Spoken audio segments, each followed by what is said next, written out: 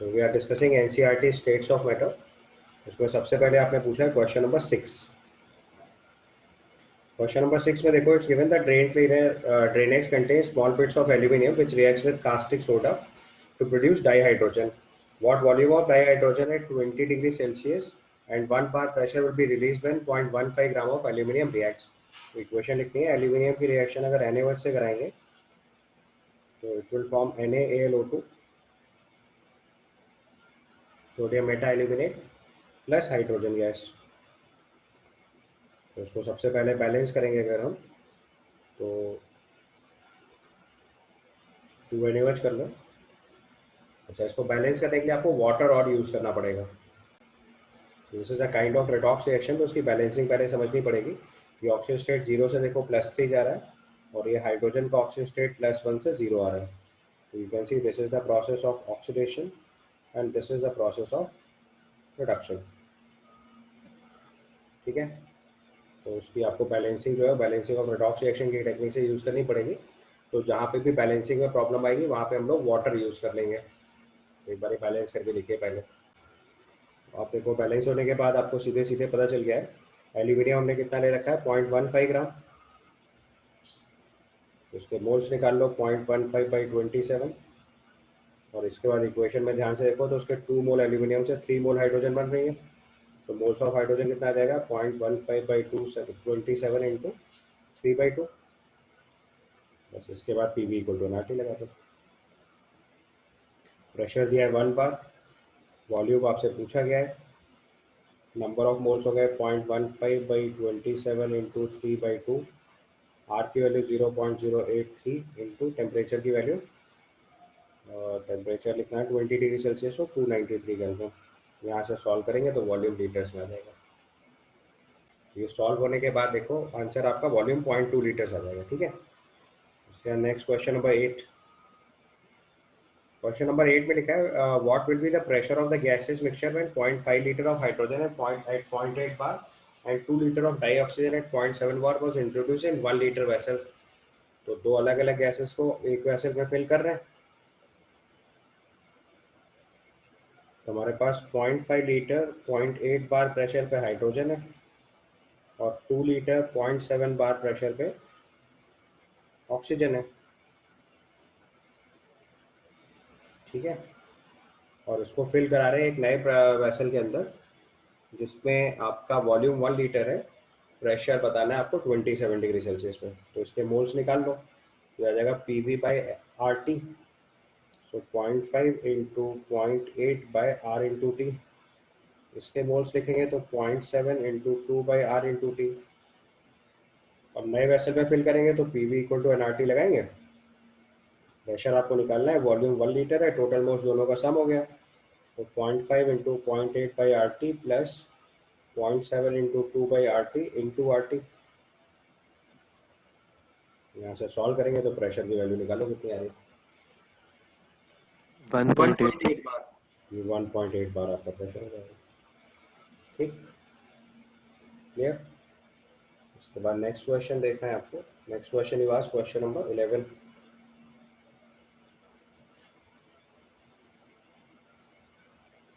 Question number 11 में देखो लिखा है, student forgot to add the reaction mixture in a round bottom flask at 27 degree Celsius, but instead of he placed the flask on the flame. After a lapse of time he realized his mistake, and using a pyrometer he found out that the temperature of flask was 477 degree Celsius. What fraction of air has been expelled out? आपको बताया था अगर gas escape करती है तो यहाँ पे कोई भी गैसेस तो अप्लाई नहीं कर सकते, आइडियल गैस इक्वेशन अप्लाई करेंगे। तो ideal gas equation PV equal to NRT है। ओपन कंटेनर के लिए आपको कंडीशन बताई थी कि प्रेशर और टेम्परेचर सेम होता है। तो प्रेशर यहाँ पे 1 atm और वॉल्यूम का कंटेनर V0 सेम मान लेंगे। तो अगर PV की वैल्यू कांस्टेंट है तो हमारी इक्वेशन बन जाएगी N1T1 equal to N2T2।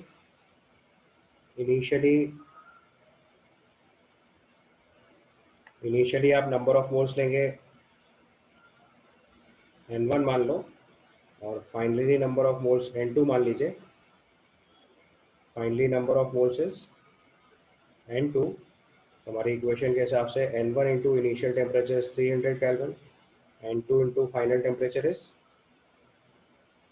700 kelvin. ठीक है, और यहाँ से n2/n1 अगर हम निकालेंगे, ये 3/7 हो गया। 3/7 जो है वो fraction of air present in the vessel है, तो fraction of air expelled out कितना आएगा, 1 - 3/7, ये आंसर आ जाएगा 4/7। ठीक है, तो टेम्परेचर जो है that comes out to be 750 मैंने गलत दे दिया। 477 + 273 करना है, तो दिस टेम्परेचर विल बी 750। तो उसको सॉल्व कर लीजिए, थोड़ा एडिट करेंगे तो 750 रखेंगे तो आ जाएगा 30/75, यानी कि 2/5 का। Yes sir. ये 2/5 आ जाएगा, तो एक्सपेल्ड आउट एयर हो जाएगी 1 - 2/5 इज इक्वल टू 3/5। 3/5, यानी कि 60%।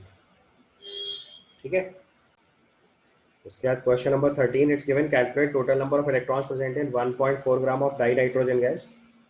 तो 1.4 ग्राम अगर N2 है तो उसके नंबर ऑफ मोल्स निकालो पहले। ये 1.4/28 हो गया। फिर नंबर ऑफ मॉलिक्यूल्स निकालो, तो 1.4/28 इंटू Na हो गया। और एक नाइट्रोजन के अंदर टोटल इलेक्ट्रॉन कितने होते हैं, 7, तो दो नाइट्रोजन के अंदर 14। तो नंबर ऑफ इलेक्ट्रॉन्स लिखेंगे तो 14 से मल्टीप्लाई कर देना, ये आपका आंसर हो गया, मल्टीप्लाइड बाई 14। इसको सॉल्व कर लीजिएगा, ये 0.7 Na आपका आंसर हो जाएगा। ठीक है, इसके बाद आपने नेक्स्ट क्वेश्चन पूछा है, question number 14।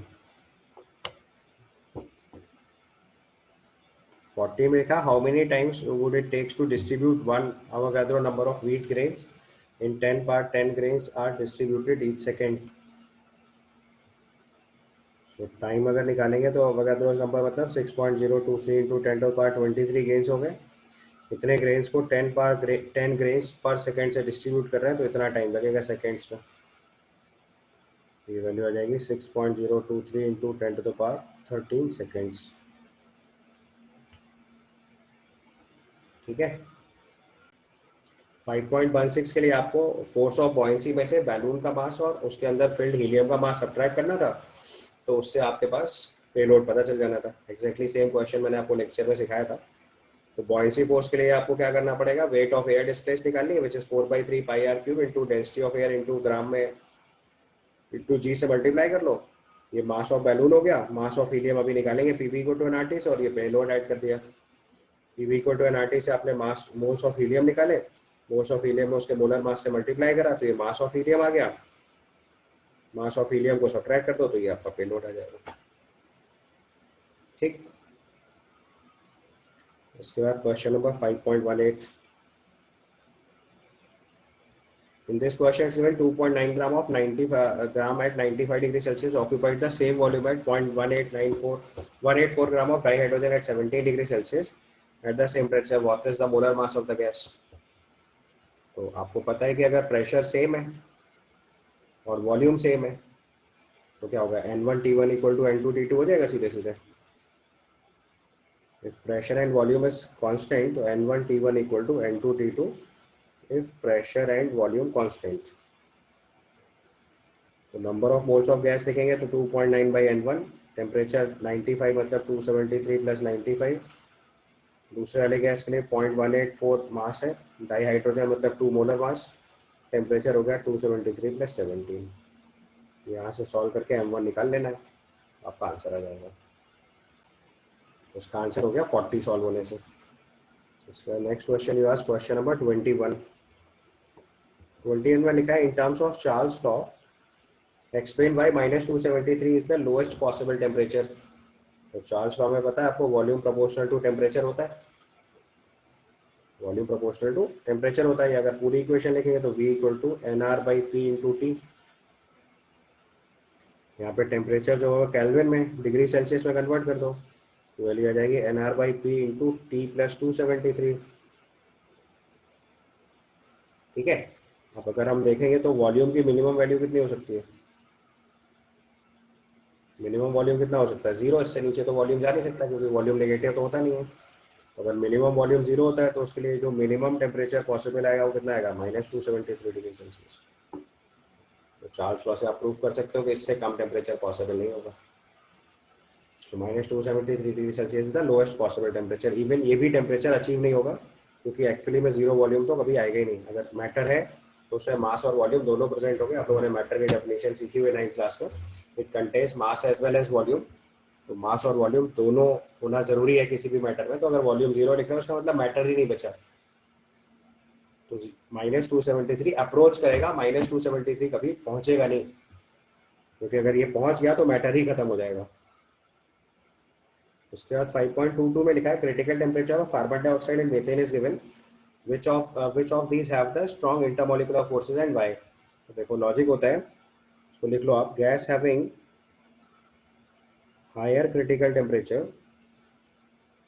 gas having higher critical temperature have more intermolecular forces, have more intermolecular forces, hence it is easy to liquefy, hence it is easy to liquefy। क्योंकि लिक्विड बनाने का मतलब क्या होगा, इंटरमोलिकुलर फोर्सेस बढ़ा दो। गैसेस के intermolecular forces कम होते हैं, लिक्विड्स में इंटरमोलिकुलर फोर्सेस ज़्यादा होते हैं। तो किसी गैस में इंटरमोलिकुलर फोर्स अगर पहले से ही ज़्यादा है तो उसको लिक्विफाई करना आसान होगा। तो यहाँ पे देखो CO2 के लिए क्रिटिकल टेम्परेचर दे रखा है 31.1 डिग्री सेल्सियस, और दूसरी गैस दे रखी है मीथेन, उसका क्रिटिकल टेम्परेचर दे रखा है -81.9 डिग्री सेल्सियस। तो उसका मतलब CO2 is easy to liquefy, CO2 is easy to liquefy. क्यों ऐसा? Because of its higher intermolecular forces, because of its higher intermolecular forces,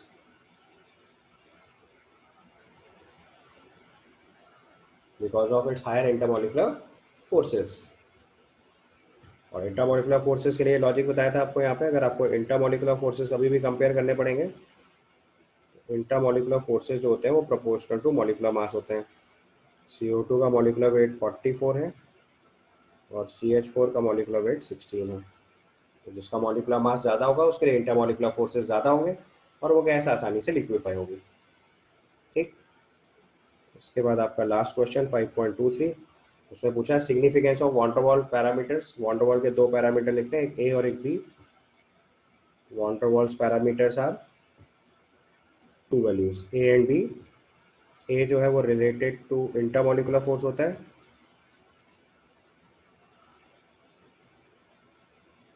और बी जो है वो रिलेटेड टू साइज होता है, size of gases molecule. Sir excluded volume होता है ना? हाँ मतलब पूरा टर्म लिख लो, related to size of gases molecules. Related लिखा है ना, एक्सैक्ट वैल्यू थोड़ी लिखी है। या related to finite size of gases molecules भी लिख सकते हो।